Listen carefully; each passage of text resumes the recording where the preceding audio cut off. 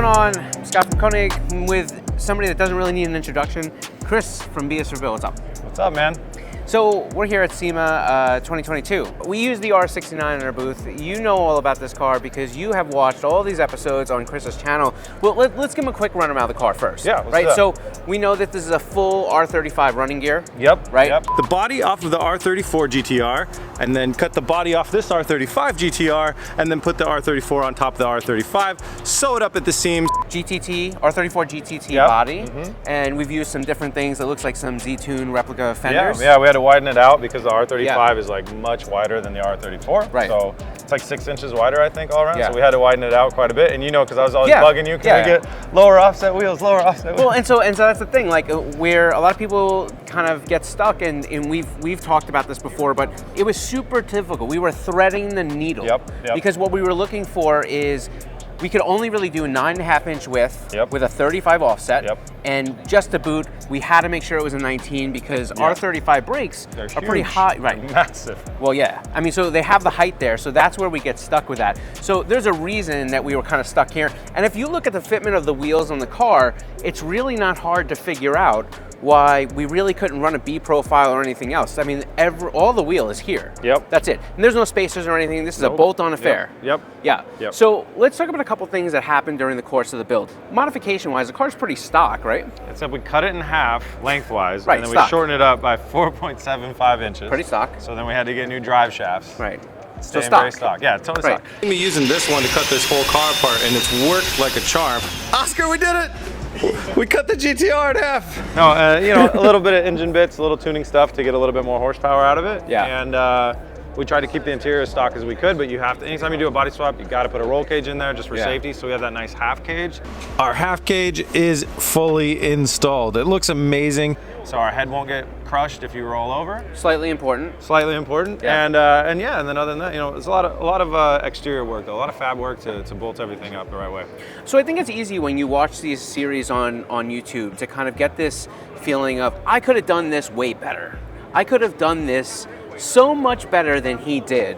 But like, you guys weren't just dealing with a little bit of body work, you were dealing with a complete, you know, chassis rigidity type thing. I mean, you weren't using any of the exoskeleton per se of the R35. I mean, on that note, like we do what we do on our channel, and we show and we bring people along because we want people to do this stuff too, because we can all innovate off of each other. Right. So, I mean, I don't get a lot of comments like that, but I kind of wish I did. And I said at the end of this build too, is like, now you guys know, everybody out there knows exactly how you do this. We documented every rod, every piece of metal, that goes in every spot, where we cut everything. And I said, I hope more people go build R69s, because this is like a cool way to get a very, very desirable car to go very, very fast.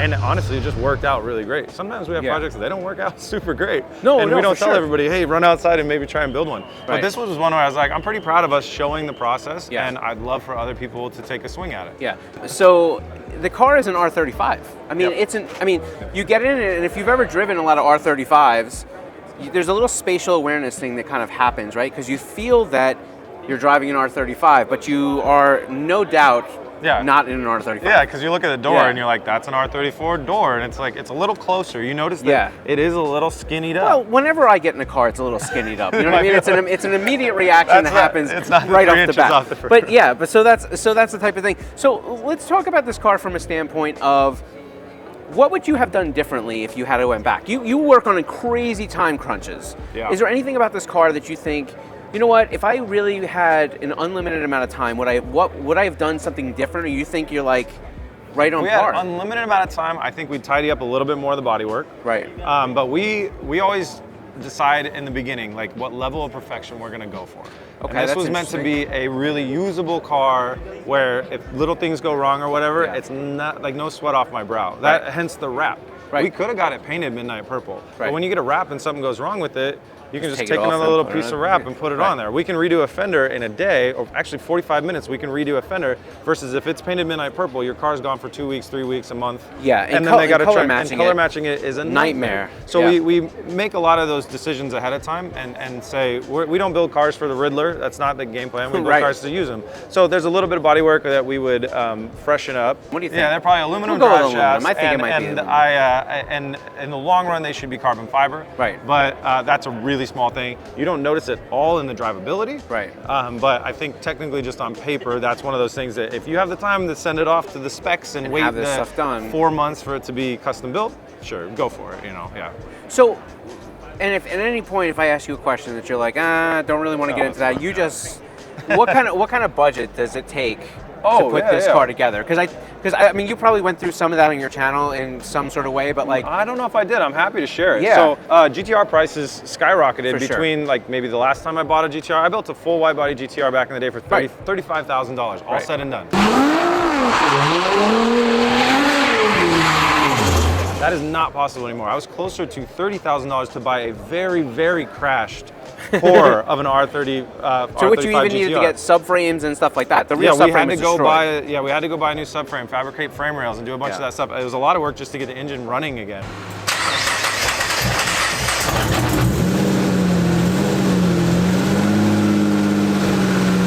We were out probably close to $30,000 for the R35 underneath, $17,000 for the GTT, the R34 GTT. Yeah. And then from there, a lot of eBay parts and stuff like that, they're not too radically expensive. It's not like building those high-end exotics. I got lucky that we had an authentic R34 GT-R bumper on the build that we bought previously for $17,000. Right. And that build also for $17,000 came with OEM rear quarter panels that I ended up selling later for $5,000. So I got a lot of money back on that. Oh, that's great. Yeah, so the headlights are radically expensive though. Those are brand new. Right. Yeah. So a few parts, like a few of those hard to find JDM parts that are still produced and you can source them. They do rack up pretty big budget, but we're still like well under 60K, which is well under what you can buy a used R35 for these days. So now let's hypothetically say somebody walked up to you, hypothetically, of course, and they said, "Hey, Chris, I want to buy this car." Now, I will say, I want to preface this because we know each other a little bit on and so there's been plenty of times where you're like, I am never selling another car. I'm keeping all the cars I build.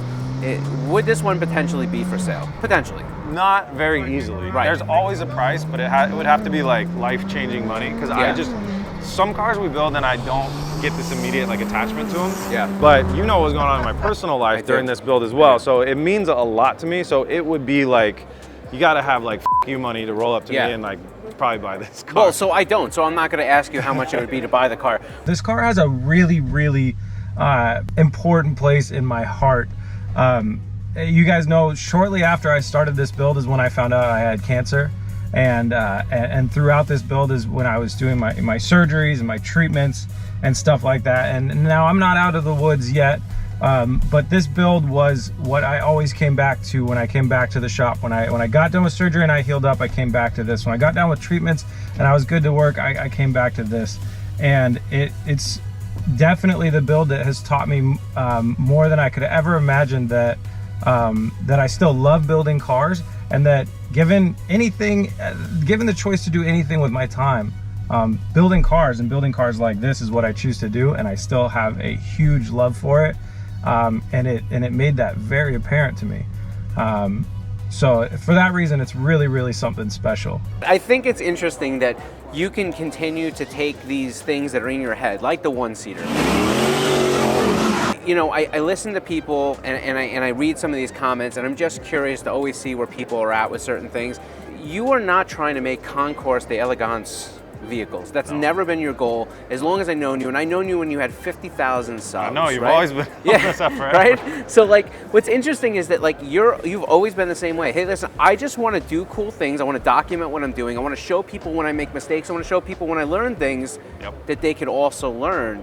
And in it will come these things out of my head. And they started out like any car guy, a progression of a little bit simpler.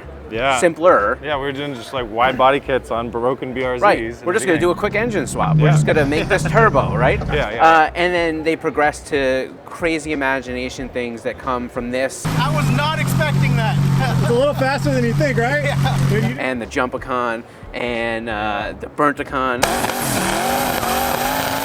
lot of builders are here or whatever. They grew up in their dad's shop or their whatever. I mean, me, Oscar, and Kyle have all chatted about how our families were so anti-car. It's crazy. Right. And so 7 years ago, I didn't know how to work a multimeter. I could grab a cutoff wheel and give it my best shot, but that's where we were at. Yeah. So as we learn, I think a really important thing for people to remember too is we're always trying to push ourselves too, so we can continue to learn. Because when we're not learning anything, frankly, it gets pretty boring there in the shop. If we're just practicing what we've already learned, it's cool for like 2 weeks, but builds take longer than that, right? So that's what you see here at SEMA is we were pushing ourselves in different directions. With the single seater, it was like, what can we do with a bunch of sheet metal fabrication and have fun with it? With the Mustang, it was kind of what can we do with a lot of fiberglass and have fun with it? And just, you know, trying to learn as we're going and just learn in different directions. And that's why the builds, people think they get crazier so we get clicks on YouTube. It's not about that at all. It's just the crazier the build gets, the more fun we have building it. Yeah. Well, it's interesting. It's like, because when I think about the conversations we've had over the course of, you know, a few years now. 6 years. Yeah. So like one of the things I know about you is like this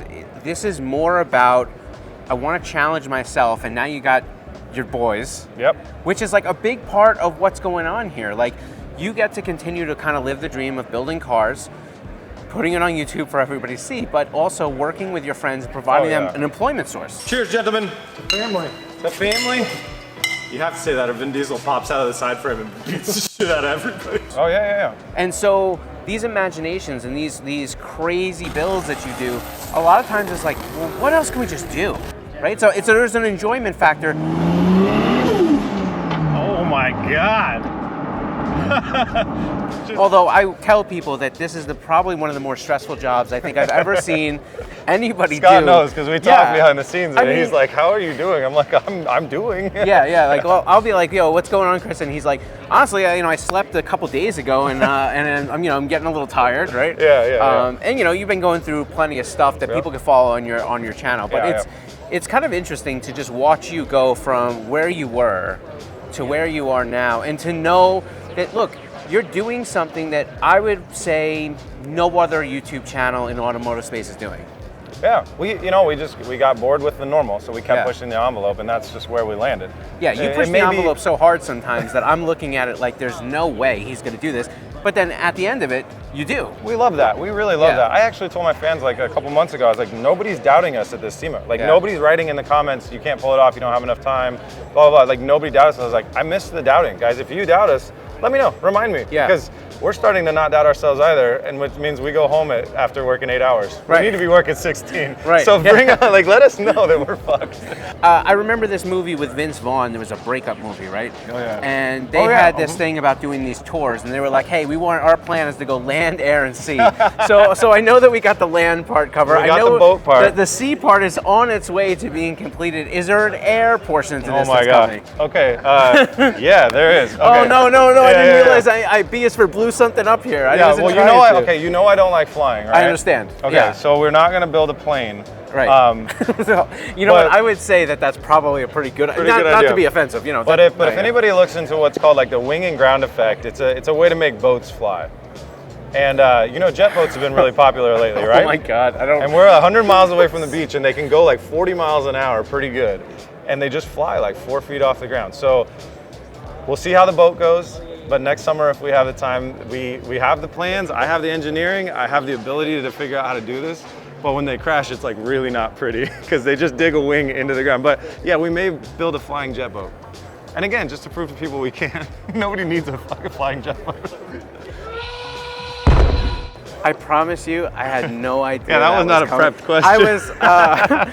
I am in more shock, but this is a good example of some of the things that we keep randomly a backlog. We keep a backlog of fun things to do. But these are some of the things that I'll hear behind the scenes, just in random conversation, and it just blows my. And I'll still put a Koenig sticker on it, even though it has no wheels. God, that's so good. That's so good. Listen, I won't keep you anymore. I appreciate this. These people know what this build is about. You can go check more out on his channel. Clearly, if you're watching our channel, you already follow Chris. But listen, I appreciate you letting us bring this here because I just think it's so cool to be able to showcase some of your builds and to be able to showcase how you use some of our products. And we appreciate you and all your support. We appreciate 6 years we've been with Scott. 6 crazy. years. And everybody's, oh, you're going to put Koenigs on every build? It's like, yes, I do want to. Well, and pretty much designed a wheel, specifically. I begged him for that wheel. I was like, make me this wheel, please. And now we got it. And look for those wheels on a lot more builds because I really like them. Dude, and there might be some B for exclusive. I don't know. Yep. BIFB Build exclusive Koenig collab wheel. Yes, and I know that B doesn't go with an exclusive, so whatever. Anyhow, that's the end of this one. Catch you on the next one. Peace.